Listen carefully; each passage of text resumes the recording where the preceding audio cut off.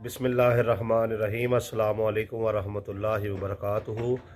अभी एक दोस्त ने व्हाट्सएप ग्रुप में एक फार्म शेयर किया जो इलेक्शन कमीशन की तरफ से है, जिसमें मुसलमानों की जो रिकॉर्ड रखने के लिए वोटर्स का मुस्लिम का खाना है, गैर मुस्लिम का है, सिख हिंदू ईसाई का है। लेकिन एक बड़े अफसोस का मुकाम है कि जहाँ पर कायदियानी लिखा हुआ है उसके साथ अहमदी भी लिखा हुआ है।